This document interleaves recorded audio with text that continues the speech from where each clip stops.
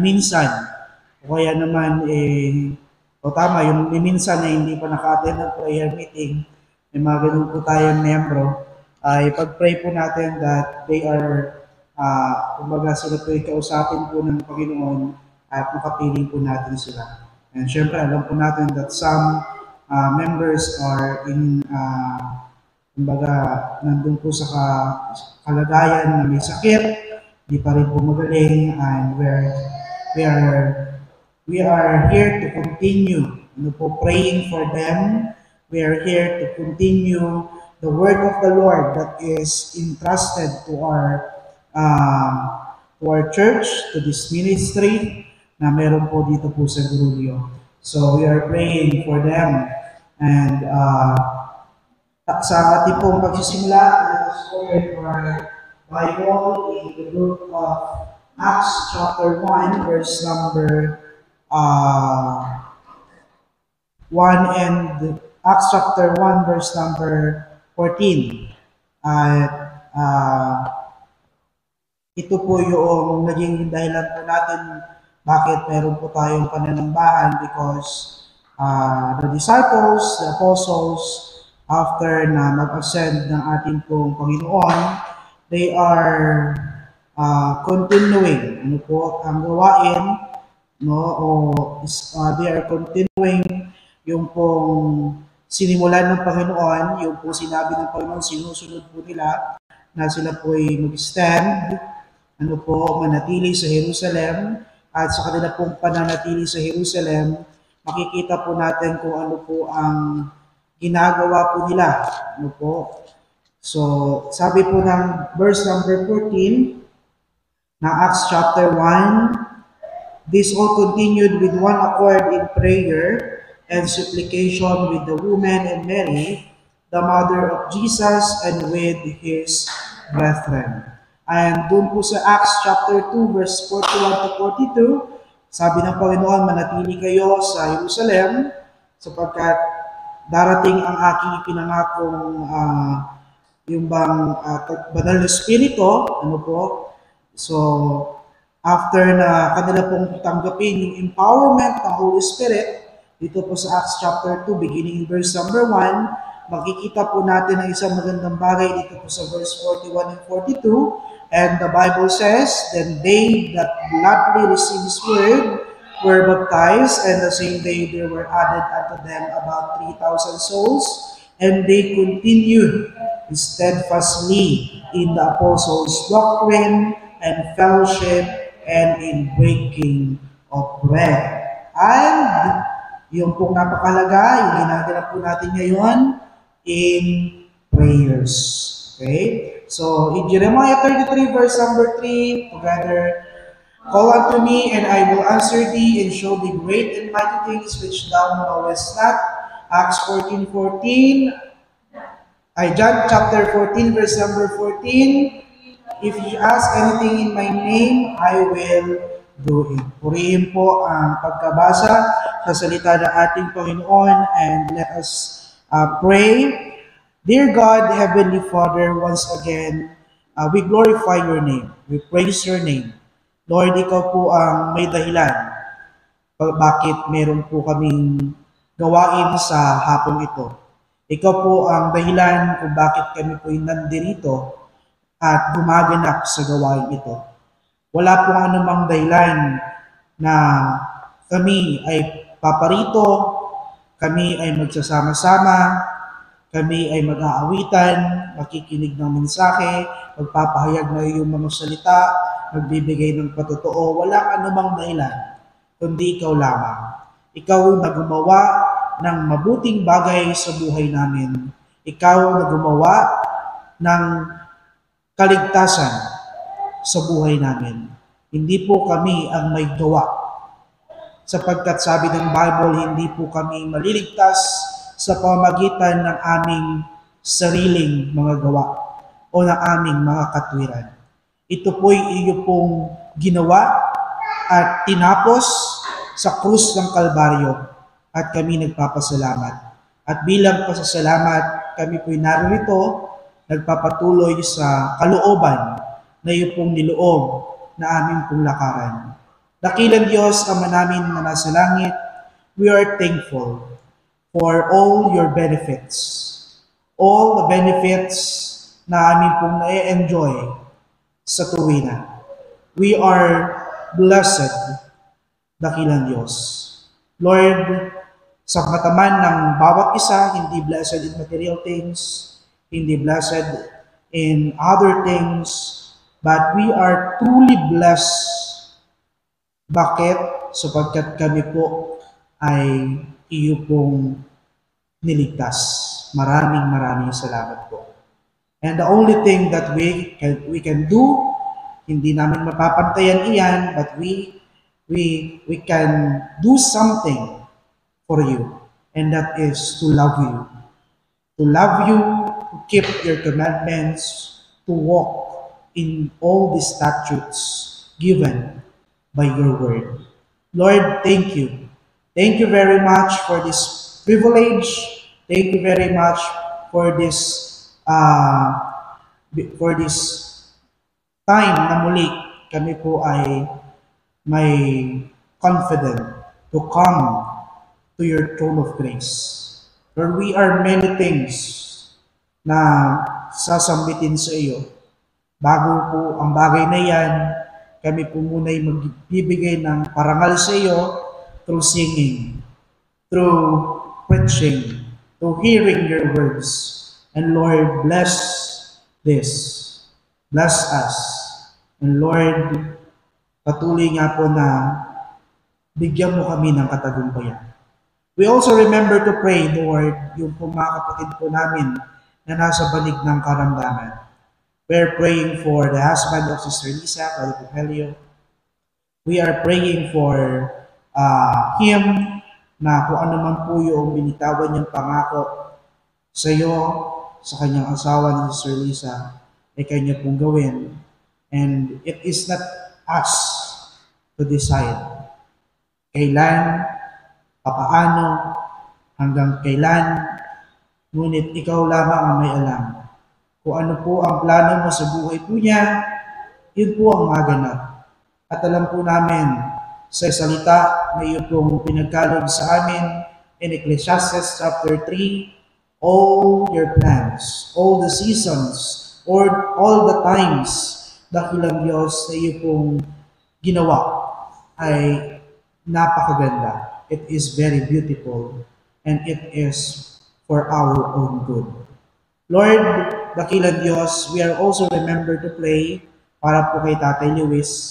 Ikaw po ang siya pong magbigay ng sustenance, kagalingan, ng kaalpasan sa mga nararamdaman po niya. And Lord, we also pray na kung ano po ang layunin mo pa sa buhay po niya ay iyo pong ganapin. We also remember to pray for Tatay Lando. Lord, pati sa kanya, we know that may mga layunin ka pa. May mga gusto kang ituro. May mga gusto kang ipamulat sa kanila, dakilang Diyos. And Lord, nawa, ma-fulfill po ang mga ito. And even to our brother, Eddie Boy. Lord, bless those brethren, and Lord, provide mo po yung mga kinakailangan po nila sa mga gamutan. And also, we remember to pray for Sister Raquel para po sa kanyang fatty liver na sumasakit. Ikaw po ang patuloy na mag-ease, dakilang Diyos, magpagaan, dakilang Diyos, o magpagaling sa kanya. Dakilang Diyos, kayo rin po ang nakakabatid sa ano pa mang mga nararamdaman ng mga kapatid na maaaring nandito sila ngayon, ngunit may nararamdaman sila, maaaring sila po yung nakagiging involved physically, pero may mga nararamdaman sila. Lord, tinataas ko pong lahat ito sa iyo bilang kanila pong pastor. And we also remember to pray lalo dyan, yung pong mga naghihina spiritually, yung pong mga nag-i-struggle sa kanila pong spiritual life. Lord, let those brethren na sila po ay kausapin ng iyo pong mga salita, at nawa, hindi po nila i-disregard ito. Because upon hearing your words, sila po ay maging handa na mabago. Maging handa na lumakad sa kung anuman ang naririnig nila, na ipapahayag sa kanila o sinasabi sa kanila ng iyo pong mga salita. Lord, maraming salamat po. Hindi po magiging tagumpay ang ministeryong ito. Hindi po aabot ng 10 years ito and countings if you are not with us. I know that you are with us. Lord, sabi mo po sa iyong salita, nasa ng dalawa, tatlo na nagkatipon sa iyong pangalan, naroon ka sa kanilang kalagitnaan. And Lord, we are thankful that we have those promises. We have to walk in it, to claim it, and to make ourselves available, our whole life available for you. Maraming salamat po. Ang lahat po ng ito ay aming panalangin. In Jesus' name we pray. Amen. Amen. Let us sing a song, Dwelling in Beulah.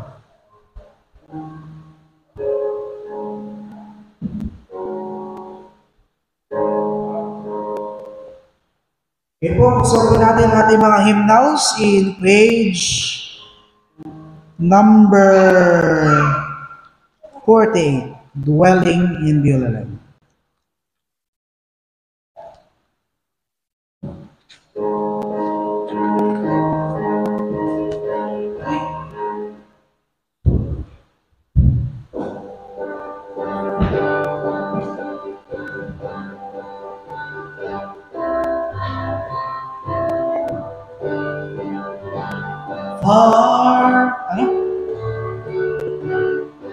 On first, far away the of sight upon my ear is calling. Then I know that. Ulit, mataas yung kuha ko. Sorry. Mataas yung kuha ko. Okay, sige. Page 48.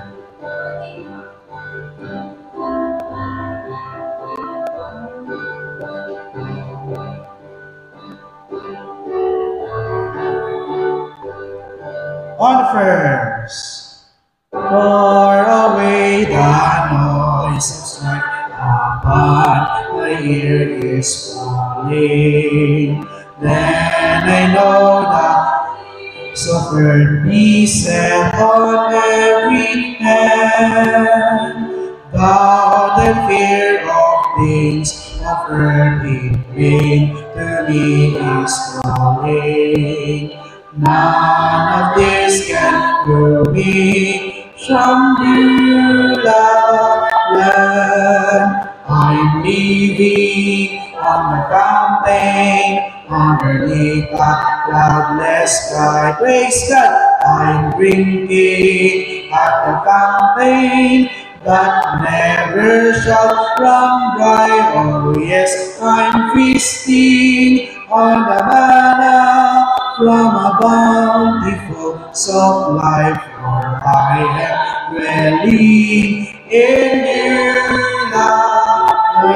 Verse 2, far below that storm that upon the world is beating. Sons of men in battle, the enemy withstand. Save am I waiting, the castle above, that's where retreating.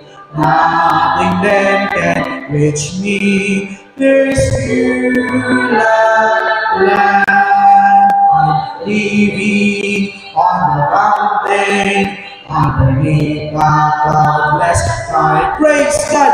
I'm drinking at the fountain that never shall run dry. Oh yes, I'm feasting on the manna from a bountiful salt life. I am dwelling in Beulah land. Verse 3. Let the stormy breezes blow, our cry cannot alarm me. I am safely sheltered here, protected by God's hand. Here the sun is always shining, here the sun can harm me. I am safe forever in the land. I'm living on the mountain, underneath the cloudless sky. Praise God! I'm drinking at the fountain that never shall run dry. Oh yes, I'm feasting on the manna from the bountiful supply, for I am dwelling in Beulah land. All the lands, viewing here the works of God, I sing in contemplation. Hearing now His blessed voice, I see the way He planned. Dwelling in the Spirit, here I learn of full salvation. Gladly will I tarry in Beulah land. I'm living on the mountain, underneath a cloudless sky. Praise God! I'm drinking at the fountain that never shall run dry. Oh yes, I'm feasting on the manna from a bountiful supply, for I am dwelling in Beulah land. Amen. Purihin po ang Panginoon at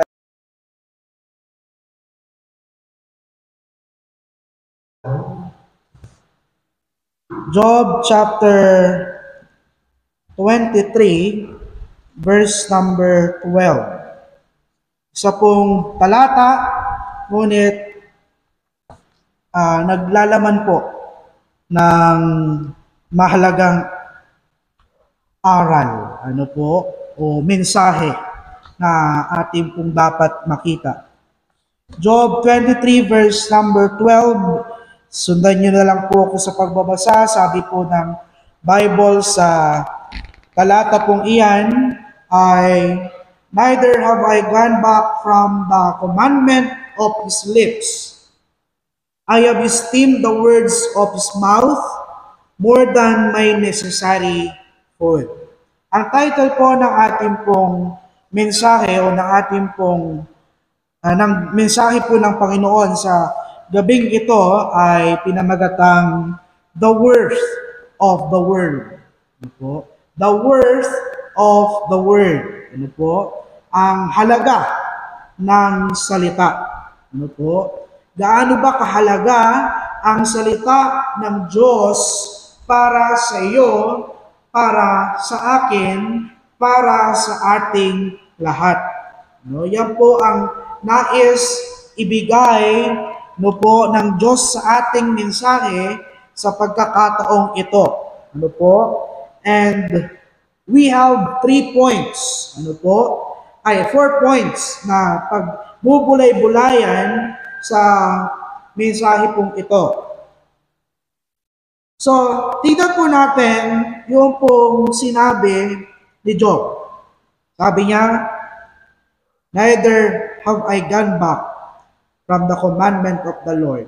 I have esteemed the words of His mouth more than, take note, sabi niya po, more than my necessary food. Para sa akin, para sa bawat isang anak mo, para sa bawat mananampalataya, gaano kahalaga ang iyong salita. Lord, speak to us this night, and nawa kami po'y lumago sa iyong biyaya. Kami ay po patuloy na i-rebuke, i-correct, patuloy dakilan Diyos na i-strengthen. Kami po ay patuloy dakilan Diyos na iyo pong i-guide through your words. Direct to the point, direct to the path, kung saan nais mo na kami po ay lumakad. Tago mo po ako sa iyong likuran. Ikaw po ang manguna. In Jesus' name we pray. Amen. Amen. Okay po, so sa pagkakataon pong ito, we are talking, ang ating pag-uusapan, o ang daloy po ng mensahe ay patungkol sa hala ng salita. Ulit-ulit na po tayo kanina pa. Tungkol sa kung ano po ang title, the word of the word.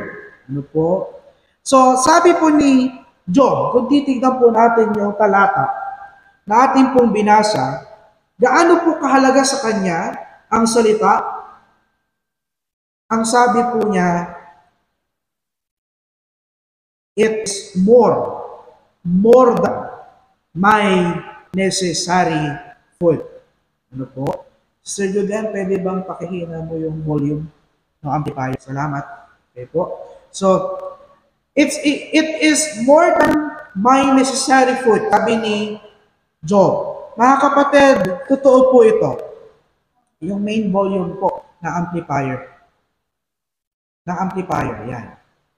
Unti lang, yan. Okay po? So, it is more than my necessary food. Higit pa po sa pagkaing pisikal. Ito ituring ni Job ang salita ng Diyos. And we must, like Job, ay po'y dapat na maging katulad ni Job kung paano niya ituring ang salita ng Diyos. Kinakailangan atin po itong pahalagahan higit pa sa pagkaing pisikal. Higit pa sa mga bagay ng mundong ito. Why? Because the Bible says, the word of God says, heaven and earth shall pass away, but my word shall not pass away. Now, mga kapatid, why? Bakit? Bakit po sinabi ni Job na more than my necessary food, higit pa sa aking pagkaing pisikal, sa aking pangangailangang pisikal, ang salita ng Diyos. Number one, because it is for our great salvation. So, ang salita ng Diyos kaya mahalaga para kay Job, dahil ito po ang magdudulot ng kaligtasan. Ito po ang maghahayag ng kaligtasan. Hindi po natin malalaman ang daan ng kaligtasan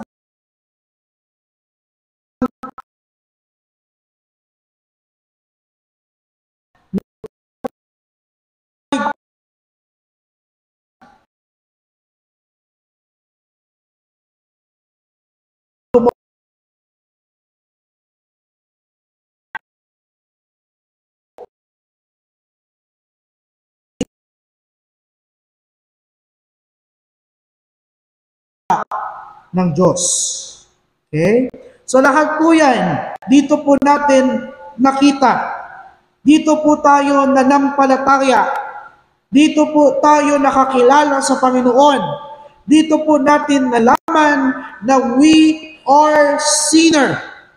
We are sinners saved by grace.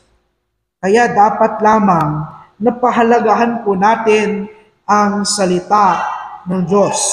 More than our necessary food. Mga kapatid, mga minamahal, in John chapter 20 verse 31, let us open our Bible. John chapter 20 verse number 31. Ano po ang sinasabi ng salita ng Diyos sa talatang iyan? Sabi po niya, mga kapatid, in verse number 31, "But these are written that ye might believe that Jesus is the Christ, the Son of God, and that believing ye might have life through His name." Diba? Kaya po isinulat ito. Kaya naririto po sa atin ito, ipinagkaloob ng Diyos ito para malaman natin, no po, na si Jesus ay ang Kristo. Na si Jesus ay ang Kristo at tayo ay manampalataya sa Kanya sapagkat si Jesus na siya ang Kristo, siya ang anak ng Diyos, na sabi po ng John 3:16, "For God so loved the world that He gave His only begotten Son, and whosoever believeth in Him should not perish, but have everlasting life." Ano po? Mga kapatid, wala nang aklat ang hihigit pa, no po, sa aklat na ito. Wala nang salita ang hihigit pa sa mga salitang naririto, sapagkat ito ay ang salita ng Diyos. And it is worth, ano po, kumbaga, ito po ay may halaga, ano po, ito po ay mahalaga, sapagkat ito po ay nagkukwento, ano po, o nagpapahayag ng dakilang pagliligtas ng Panginoon. Ano po? The word of the word. Diba? So yan po ang una. Diba? Wala naman po tayong lahat dito kung hindi tayo naligtas. Kung hindi tayo nakakilala sa Panginoon. Hindi po tayo makakapagpatuloy sa gawain ito if our faith is not genuine. Ano po? Madali po tayong matisod, madali po tayong makuha, no po, ng kaaway papunta sa panig niya if we do not know, no po, ang mga salitang nandirito. Di ba? And we are saved. No? And sabi po ng Bible, if we are saved, truly saved, mga kapatid, yung pong victory ng Panginoon sa krus, kumbaga, yung victory ng Panginoon sa krus, yung victory na yon ay victory din natin. Ano po? Wala na pong kapangasiwaan, ano po, ang kamatayan sa buhay ng bawat isa sa atin. The word of the word. Why? Why? Bakit ito mahalaga?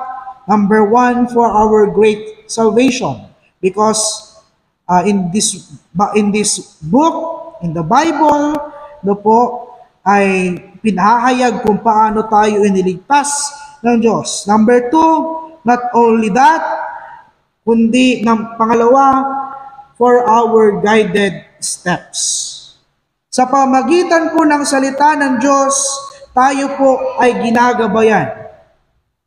Tayo po ay nagagabayan ng Diyos. No?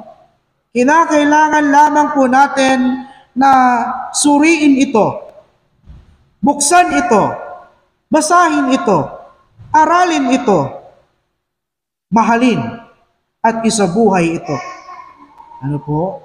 Mga kapatid, mga minamahal, minsan nananalangin tayo, Lord, gabayan mo po ako.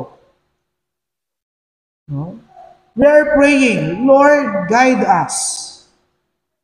Pero hindi mo man lamang mabuksan ang salita ng Diyos. Hindi mo man lang ma-acknowledge, no, o kilalanin yung authority ng salita ng Diyos sa buhay mo. Papaano ka mag-guide? No? It This is our guide. Ano po? Yan po, no? Ang ating pong pinaka-guide, mga kapatid. Tingnan po natin, mga minamahal, yung pong Psalms 119, verse number 105.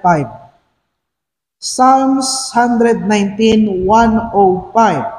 Thy word is a lamp unto my feet and a light unto my path. Diba? Alam niyo po, we are living sa mundo na pasama ng pasama. No? We are living sa mundo na kung papalitan po natin yung word na pasama ng pasama, padilim ng padilim. No? Papaano tayo makakalakad sa direksyong nais ng Diyos sa buhay natin if we do not know kung ano ang dapat gawin sa buhay na ito? Malalaman po natin ito by simply opening the Bible, reading it, meditating it. Mga kapatid, magaguide po tayo. Why? Because one of the symbol ng Biblia, ng salita ng Diyos, ay lamp, ilawan, tagapagbigay ng ilaw, sa ating pong daanan. Ano po? A light unto my path. Diba? Minsan, Pastor, hindi ko po alam yung direksyon na aking tatahakin. Diba? Kapatid, pray. Hindi lang mag-pray. Kapatid, ask God on prayer. And open your Bible. Let God talk to you. Diba? Hindi yung talk ka ng talk sa Diyos. Palagi mo ang kinakausap ang Diyos. Pero hindi mo hinahayaang kausapin ka ng Diyos. Kinakailangan, mga kapatid, pag kinakausap mo ang Diyos, hayaan mong sagutin ka niya. Hayaan mong kausapin ka din niya. Pero dahil pag nalaman mo kung ano yung tugon ng Diyos sa buhay mo, minsan, ayaw mo. Di ka sumusunod. Diba? Nagiging matigas ka. No? Mga kapatid, mga minamahal, gusto natin ng buhay na ginagabayan ng Diyos. Tignan natin. Suriin natin. Kilalanin natin ang salita ng Diyos sa buhay natin. Thy word is a lamp unto my feet and a light unto my path. Number 3, the work of the word. Sabi ni Job, mahalaga pa kaysa sa pagkain. In Job chapter 23 verse number 12, uulitin ko, sabi po niya, neither have I gone back from the commandment of his lips. I have esteemed the word of his mouth more than my necessary food. Bakit po niya sinabi yon? Because, because in this book, in these words, mga kapatid, makikita po natin yung godly standard. Diba? Papaano ba tayo dapat mabuhay o mamuhay, I should say? Ano po?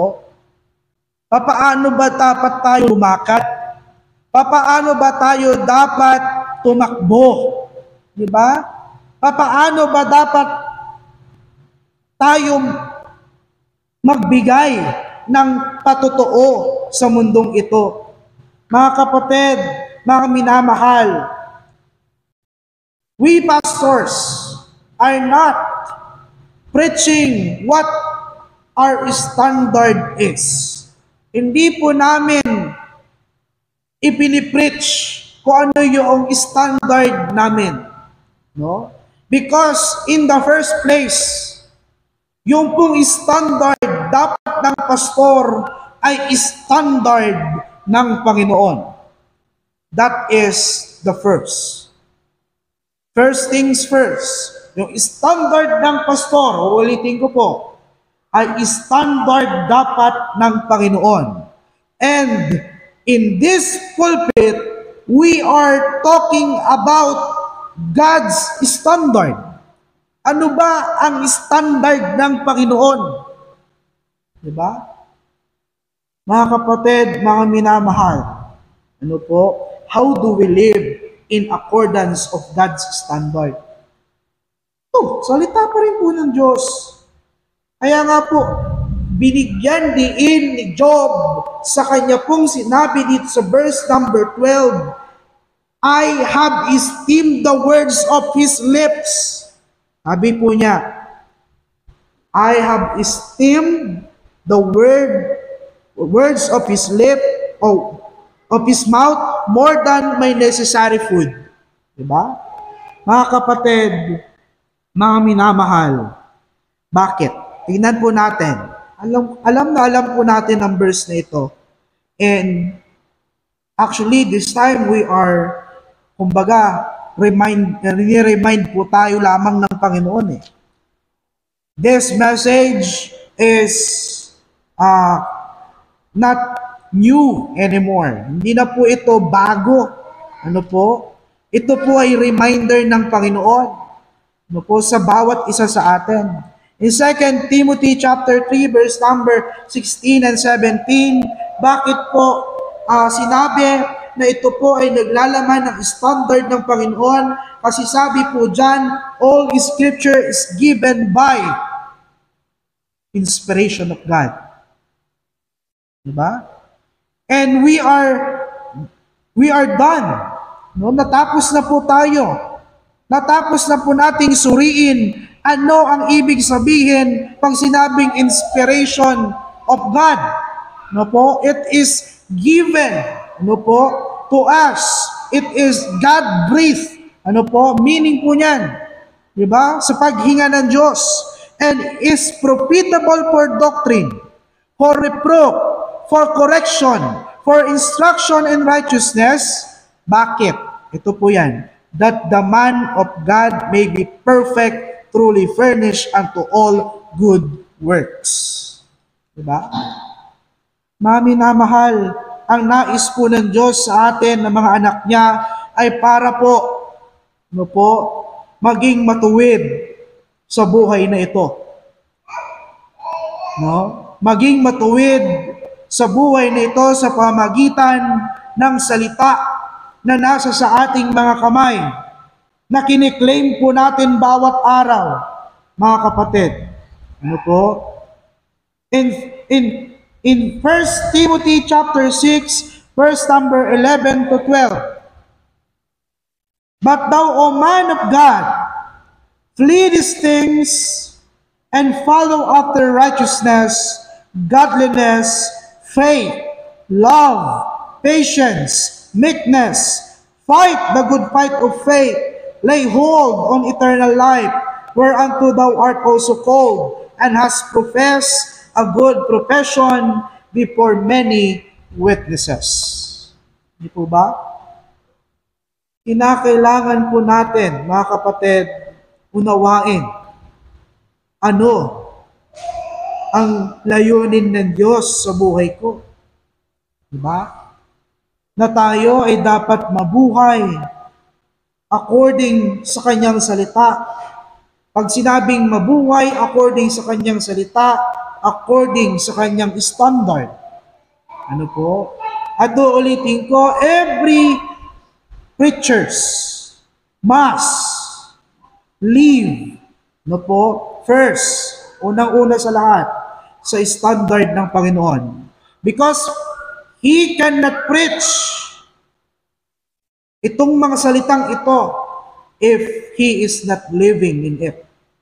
No po? Kung hindi nabubuhay ang mga ngaral sa mga salitang ipinapangaral niya, hindi niya magagawang maipapangaral ito. Ano po? Mga kapatid, mga minamahal, godly standards. Sometimes, yung pong mga pastor, mga preacher na ginagamit ng Panginoon to stand for the truth, to stand behind His pulpit, mga kapatid, kinagagalitan, kinatatampuhan, di ba? Kinaiinisan, di ba? Nagiging kaaway, di ba? Ang tingin. Pero hindi nakikita na ang pastor, ang preacher, sino man na tumatayong nangangaral sa likuran ng pulpito ng Panginoon, mga kapatid, ay sumusunod lamang sa kung anong standard ng Panginoon. At ipinahayag lang din niya kung anong standard ng Panginoon. Ano po? Mga minamahal, mga kapatid, ito po ang katotohanan nung sabihin ni Pablo, I'm either become your enemy because I tell you the truth. Dahil ang kanya pong sinasaysay sa mga mananampalataya nung siya po'y nabubuhay, ano po, doon po sa Galacia, mga kapatid, ay katotohanan. God's standard. Ano po? Mga kapatid, mga minamahal, tayo po sana ay maliwanagan sa mga katotohanang ito. Ano po? Mga kapatid, mga minamahal, mahalaga po kay Job ang salita ng Diyos, higit pa sa kanya pong pisikal na pagkain, ano po, more than, sabi niya po, more than my necessary food. Ano po? Dahil ito po ay para sa dakilang kaligtasan, para sa gabay ng Panginoon, para sa standard ng Panginoon, at huli, para sa tagumpay. Good success. Diba? In Joshua 1:8. In Joshua 1:8. Ano po ang nakasaad sa hindi naman bagong verse na ito sa atin? Ano po? We all know. Ano po? Na palagi pong kino-quote ang verse po na ito. This book of the law shall not depart out of my mouth, thy mouth, but thou shalt meditate therein day and night, that thou mayest observe to do according to all that is written therein. For then thou shalt make thy way prosperous, and then thou shalt have good success. But first things first, again, if we look on this verse, may una siyang gustong gawin mo. This book of the law shall not depart out of thy mouth, but meditate therein day and night. Diba mga kapatid? Kaya ganun na lamang po ang pagpapaalala ng mga mangangaral ng mga pastor na kinakailangan tayo'y manatili sa salita ng Diyos, tayo ay dapat magsuri, tayo ay dapat maglaan ng oras para sa ating pong devotion. Diba? Because ito po ay nagdudulot ng good success. Nagdudulot ng tagumpay sa buhay po natin. Ng kagaanan sa buhay natin. Don't get me wrong, kapag ang buhay po natin ay prosperous, magaan. Magiging magaan. Ano po? Mga kapatid, mga minamahal, kaya yan po yung mga dahilan kung kaya pinahahalagahan ni Job ang salita ng Diyos. Now, Christians, people of God, mga kapatid, gaano kahalaga sa atin ang salita ng Diyos? Diba? Huwag po ninyong akong ilagay sa maling posisyon. Na kapag ka tayo'y nakinig, pero hindi ginawa, at sinabi mong mahalaga sa iyo mahalaga sa iyo ang Panginoon, mahalaga sa iyo ang kanyang salita, parang kaduda-duda. Yan po aking posisyon. No? At para sa akin yan ay tamang posisyon. Isang kaduda-duda sa buhay ng isang anak ng Diyos, kapag kanyang sinabi na siya'y may pagpapahalaga sa salita ng Diyos, may pagpapahalaga sa dakilang bagay na ginawa ng Diyos sa buhay niya. Narinig niya ang salita ng Diyos, ngunit hindi niya ito ginawa, hindi niya ito sinunod, parang wala lang sa kanya. Mga kapatid, mga minamahal, para bang isang matigas na bato. Diba? Daig pa nga, ng mananampalatayang hindi sumusunod, yung pong matigas na bato. Bakit? Alam niya kung ano ang salita, ang utos, ang instruction. Alam niya kung ano ang encouragement. Alam niya kung anong nilalaman ng salita ng Diyos. Naririnig niya ito, dumadating sa kanya, pero hindi niya sinusunod, walang epekto sa kanya. Mga kapatid, sasabihin ko po uli sa inyo, malaking problema iyan. Higit ka pa sa bato. Bakit? Sabi po ng Jeremiah 23 verse 29, ang salita po ng Diyos ay isa pong inalintulad sa isa pong pamukpok. Hammer. Is the verse 29, is not my word like as a fire, saith the Lord, and like a hammer that breaketh the rock in pieces? Yung rock na be-break ng salita ng Diyos, nadudurog into pieces. Diba? Pero kung ikaw, ibig sabihin may epekto yung salita dun sa bato. Ikaw higit ka pa sa bato. Why? Hindi mo, kumbaga, wala kang aksyon. Narinig mo, hindi ka naapektuhan. Hindi ka man lang nabago. Diba? Mga kapatid, mga minamahal, makita sana natin yung katotohanan ito. Diba? Matigas ka pa sa bato. Sa Ilocano, nakatangtangkan ulong. Hard-headed. Diba? Sa malalim pang Ilocano, bangad. Oh. Diba? Yun po yung ibig sabihin ng bangad. Hard-headed. Hard-headed. Nakatangtangkan ulong. Diba? Mas matigas pa sa bato. Ito, dito po mababasa natin. And like a hammer that breaketh the rock in pieces. Oh, nabibreak. Pero ikaw, hindi ka narinig mo. Hindi ka man lang nagbago. Diba? Hindi ka man lang sumunod, hindi na break.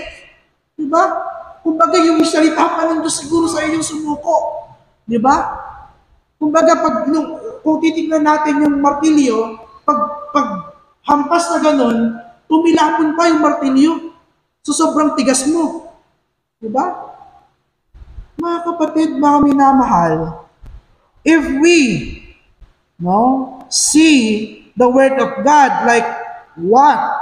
like how Job see it, kung gaano kahalaga ito sa kanya, kung gaano ito kahalaga na sabihin niyang more than may necessary food. Mga kapatid, pag preaching, makikinig ka. At sa pakikinig mo, hanapin mo, Lord, yan ang panalangin mo pag nagpe-preach, pag may nagpe-preach, pag may nagtuturo. Lord, ano yung mensahe mo na kailangan mabago ako? Diba? Oh. Dito po sa atin, sasabi, huwag tutulugan. ang service, may natutulog pa rin. Diba? Sabi nga ng ibang pastor, maging considerate tayo mga pastor. Baka sila ay napagod. Diba? Pero kung napagod ka sa cellphone mo, kakalaro mo, ibang usapan yun. Diba? Yun mga working. Diba? Na nasa trabaho talaga. No? Bigyan ng consideration yon. Na talagang lumalaban. Habang nagpe-preach, talagang kahit naantok na sila, minumulat pa rin nila yung mata at gusto pa rin nila makinig. Yun ang binibigyan ng consideration. No? Pero pag ikaw natulog, talagang tulog ka na, tapos yung dahilan ng iyong pagkaantok, dahil napuyat ka lang, madaling araw ka na natulog, dahil ikaw ay nag-Mobile Legend, di ba? Ano pa? Ano yung mga laro ngayon na online? Yung barilan, ano ba tawag doon? Oh. Di ba? Oh. Mga kapatid, mga minamahal, let us meditate. Magbulay-bulay tayo sa mga salitang ito. Ano po? Sana every preaching, every may magtuturo, hindi lang preaching, kahit sa Bible educational class. Minsan yung Bible educational class, dinidisregard pa ng mga mananampalataya.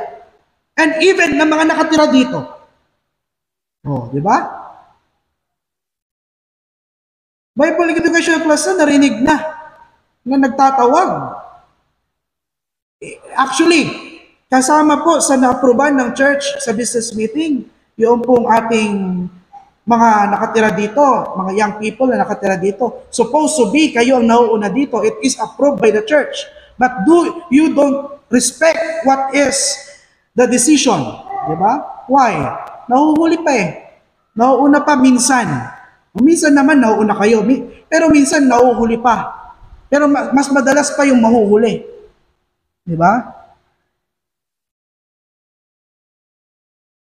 Mga kapatid, sabi ko nga sa mga young people last night, if ayaw nyo pong napagsasabihan, ayaw nyo pong nare-rebuke, mga kapatid, mga minamahal, ayusin natin yung ating pong pagtrato sa gawain ng Panginoon. Ano po? Ako po, hindi ko na inaano yung pagtrato ninyo sa akin. Kahit nga minsan, nadadaan-daanan nyo lang ako dyan. Pag galing ninyong school, di ba, may mga young people, dadaan lang dyan, wala man lang, hi, hey, pastor, di ba? Parang ganun eh. Di ba? Hindi ko man lang alam na aalis na, di ba? Kasi nga, minsan, late din naman akong gumising. And so on, di ba? Pero, mga kapatid, mga minamahal, ang gusto ko lang po, bigyan din ngayong gabi, ayusin natin yung trato sa gawain ng Panginoon, sa salita ng Diyos, lalo pag preaching. Di ba? Mga kapatid, sana makita po natin ang ating po mga sarili sa salita ng Diyos. No? At pag nakita natin ang ating mga sarili sa salita ng Diyos, we desire transformation. Yung bang pagbabago, di ba? Na dapat hindi ako ganito kasi bago na ako Binago na ako ng Panginoon Hindi ako dapat ganito kasi nag-serve ako sa hari ng mga hari. Di ba? Sa makapangyarihang Diyos. Di ba? Because that is the second symbol ng salita ng Diyos. In James 1, verse 23 to 24. Diba? The Word of God is a mirror that reflects who we are in Christ. Diba? Pag ba nakikita mo yung sarili mo, nakikita mo si Kristo o si Satan? Diba? Why? Sinabi ko pong ganon. Kasi minsan yung ginagawa natin, gawain ni Satanas. Yung ugali natin, ugali ni Satanas. Diba? Yung pong karakter na meron tayo, karakter na meron si Satanas. Hindi yung pong ugali ni Kristo, hindi yung karakter na meron si Kristo, hindi po si Kristo yung nakikita sa atin. Diba? Mga kapatid, mga minamahal, for if any be, so that we can see ourselves as He sees us and we can continue to grow into His likeness. For if any be a hearer of the word, and not a doer, he is like unto a man beholding his natural face in a glass. For he beholdeth himself, and goeth his way, and straightway forgetteth what manner of man he was. Diba? Mga kapatid, mga minamahal,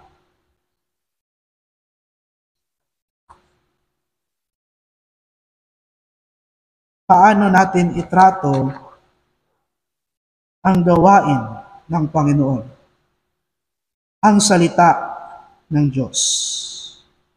At idadagdag ko, pati ang desisyon ng church. Diba? Alam niyo po, si Christ, ang Panginoon, very much, niya ang decision ng church eh. Kumbaga parang acknowledge ng Panginoon kung anong pinagkasunduan ng church. Why? Tanong niyo sa akin bakit? Paano, Pastor? Sabi po niya mismo, di ba? What ye shall bind in earth shall be bind in heaven. O bound in heaven. Tama ba? Tingnan natin, Matthew. Alam niyo po si Christ mismo, ina-acknowledge niya kung ano ang desisyon ng church. Di ba? At napakahalaga sa kanya kung anong desisyon ng church. Pero minsan tayong mga church people, no? Hindi naman lahat, pero yung iba, ganun-ganun na lang baliwalain. Diba? Chapter 16. Diba? Verse number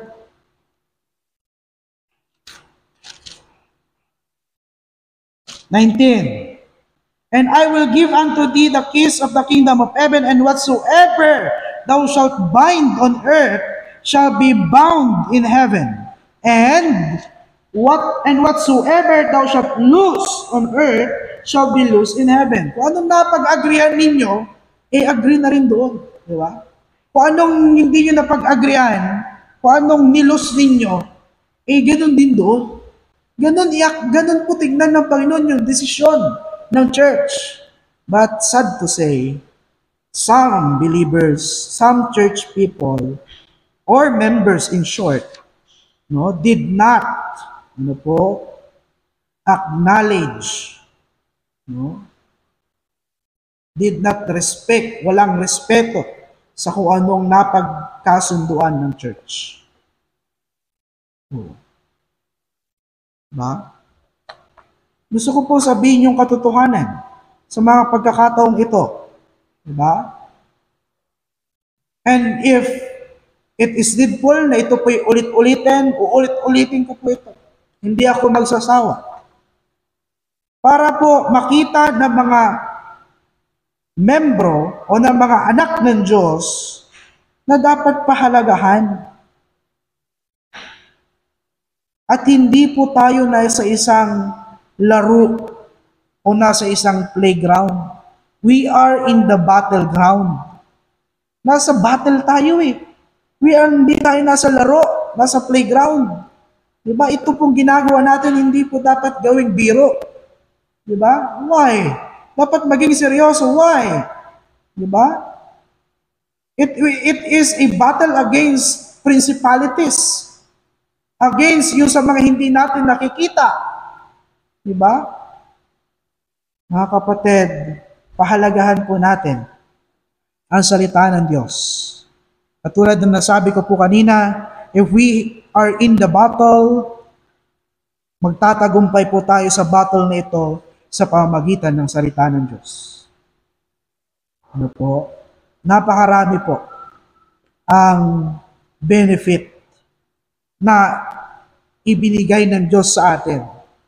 Napakarami po yung pong pangako na ipinagkaloob ng Diyos sa atin. Ano po?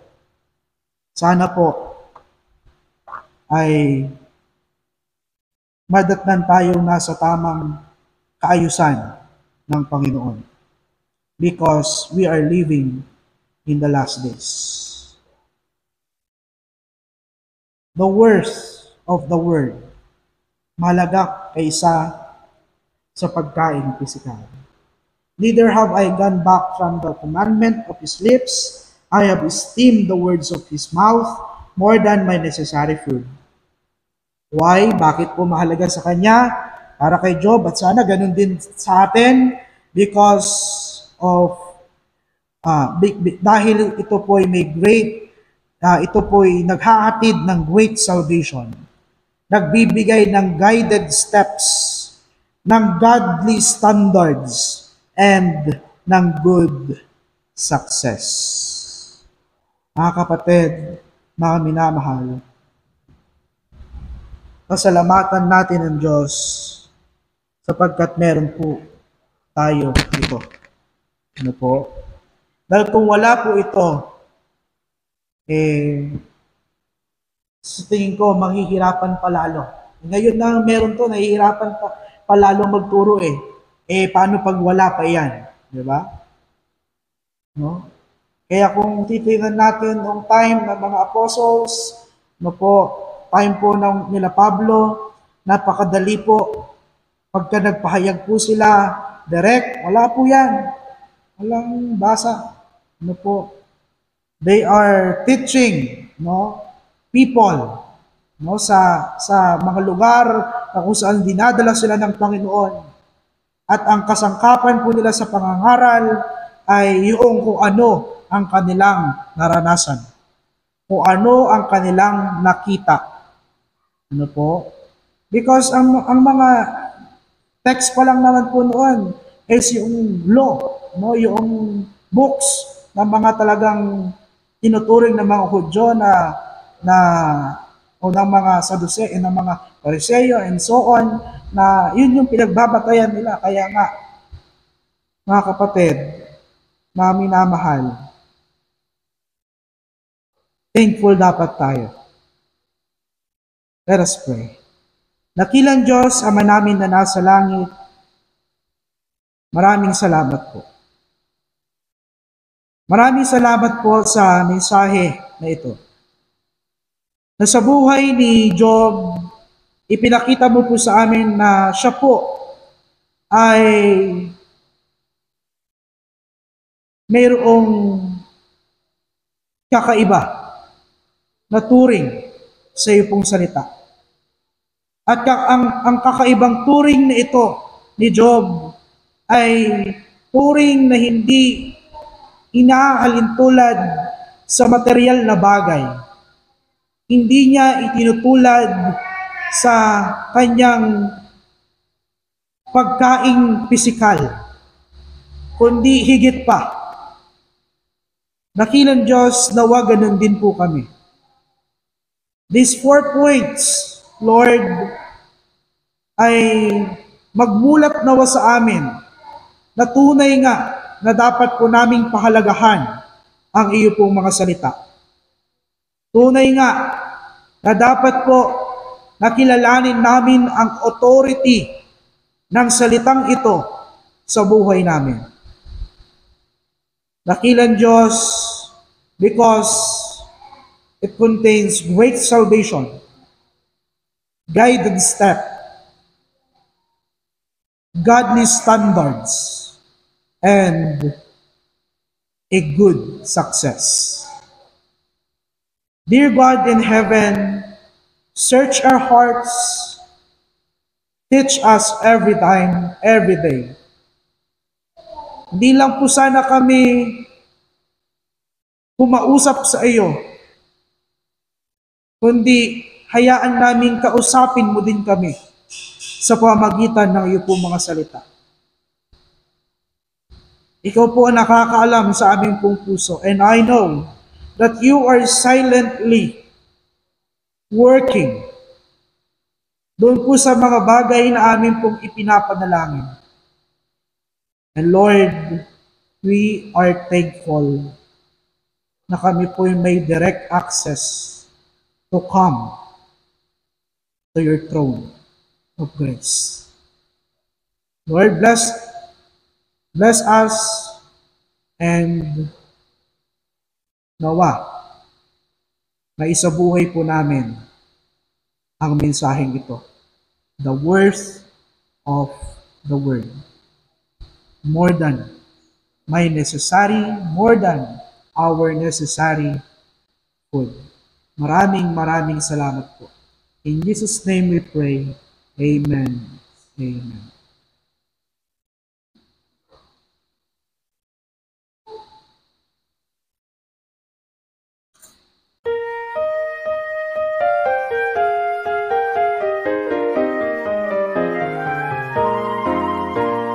Amazing grace, how sweet the sound that saved a wretch like me. I once was lost, but now I am found, was blind, but now I see. Amazing grace that saved a wretch like me.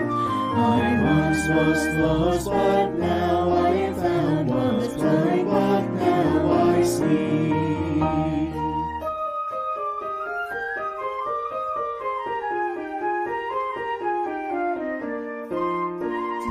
Grace that taught my heart to fear, and grace my fears relieved.